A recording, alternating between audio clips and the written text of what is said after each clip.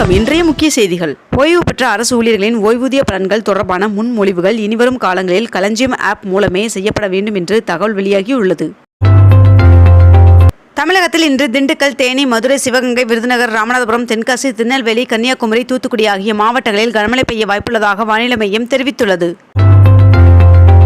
வேலூர் மாவட்டம் வள்ளிமலையில் 10ஆம் நூற்றாண்டை சேர்ந்த கல்வெட்டு கிடைக்கப்பெற்றுள்ளது.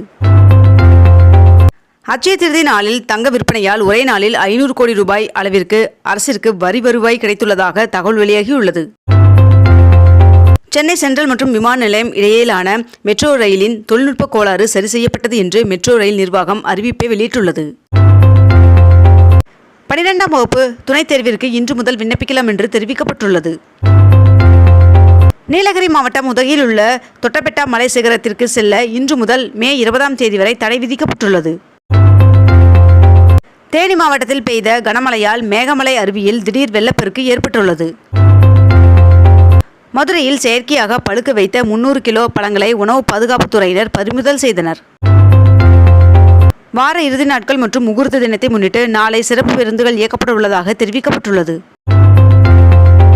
ஜாமீன் கோரி செந்தில் பாலாஜி அவர்களின் தரப்பு தாக்கல் செய்த வழக்கு இன்று விசாரணைக்கு வர உள்ளது. கனடாவில் வசிக்கும் பிற நாட்டினர் தங்கள் பெற்றோரை அழைத்து வர சூப்பர் விசா திட்டத்தை அந்நாட்டு அரசு அறிமுகம் செய்துள்ளதாக தகவல் வெளியாகியுள்ளது. வெள்ளத்தால் பாதிக்கப்பட்ட கென்யாவிற்கு 2வது தவணையாக 40 டன் மருந்துகள் மற்றும் பிற பொருட்களை இந்தியா நேற்று அனுப்பியது.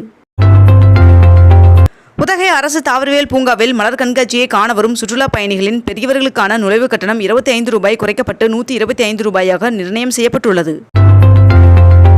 திருச்சியில் நடிகர் சிவாஜி அவர்களுக்கு சிலை நிறுவி 13 ஆண்டுகளாக திறக்கப்படாமல் உள்ள சிலையை திறக்க வேண்டும் என்று முதலமைச்சர் மு.க.ஸ்டாலின் அவர்களுக்கு தமிழ்நாடு காங்கிரஸ் கமிட்டி தலைவர் செல்வ பெருந்தகை அவர்கள் கடிதம் எழுதியுள்ளார். பிரதமர் நரேந்திர மோடி அவர்கள் தேர்தலில் போட்டியிட 6 ஆண்டுகள் தடை கோரிய மனுவை உச்சநீதிமன்றம் தள்ளுபடி செய்தது.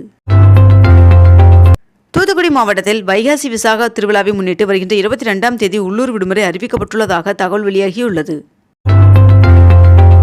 மக்களவைத் தேர்தலில் போட்டியிடுவதற்காக வாரணாசி நாடாளுமன்ற தொகுதியில் பிரதமர் நரேந்திர மோடி அவர்கள் நேற்று வேட்புமனு தாக்கல் செய்தார்.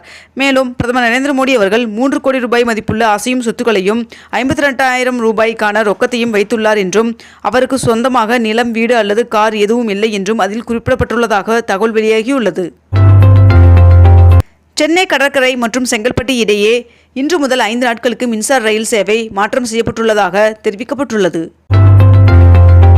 தமிழகத்தில் பொறியியல் படிப்பில் சேர்வதற்கான கலந்தாய்வில் பங்கேற்பதற்கு கடந்த 8 நாட்களில் 1,16,000 பேர் இணைய வழியில் விண்ணப்பித்துள்ளதாக தகவல் தெரிவிக்கப்பட்டுள்ளது. கடந்த 5 ஆண்டுகளில் இந்தியாவின் தங்கம் கையிருப்பு 40% உயர்ந்திருப்பதாக ரிசர்வ் வங்கி தகவல் வெளியிட்டுள்ளது. தென்மேற்கு பருவமழை வருகின்ற மே 19ஆம் தேதி தொடங்க வாய்ப்புள்ளதாக இந்திய வானிலை மையம் தகவல் தெரிவித்துள்ளது. தமிழகத்தில் பல மாவட்டங்களில் வருகின்ற மே 18ஆம் தேதி வரை பரவலாக மழை பெய்ய வாய்ப்புள்ளதாக வானிலை மையம் தெரிவித்துள்ளது. தில்லி மதுபான கொள்கை முறைகேடு வழக்கில் கைது செய்யப்பட்டுள்ள கவிதா அவர்களின் நீதிமன்ற காவல் வருகின்ற மே 20ஆம் தேதி வரை நீட்டித்து தில்லி நீதிமன்றம் உத்தரவு பிறப்பித்துள்ளது. சென்னை கொளத்தூர் தொகுதி பெரியார் நகரில் 110 கோடி ரூபாய் செலவில் நவீன வசூலுடன் கூடிய புதிய சிறப்பு மருத்துவமனை கட்டிடம் விரைவில் பயன்பாட்டிற்கு வர உள்ளதாக தெரிவிக்கப்பட்டுள்ளது. 22 கேரட் ஆபண தங்கத்தின் விலை சவரனுக்கு 280 ரூபாய் அதிகரித்து 1 சவரன் 53,800 ரூபாய்க்கு விற்பனையாகிறது. அதேபோல் 1 கிராம் வெள்ளியின் விலை 91 ரூபாய்க்கு விற்பனை செய்யப்பட்டு வருகிறது. இத்துடன் இன்றைய தலைப்புச் செய்திகள் நிறைவடைகின்றன. மேலும் இதுபோன்ற அண்மை தகவல்களை உடனுக்குடன் தெரிந்து கொள்ள அக்னிபூ சேனலை சப்ஸ்கிரைப் செய்து கொண்டு தொடர்ந்து இணைந்திருங்கள். நன்றி, வணக்கம்.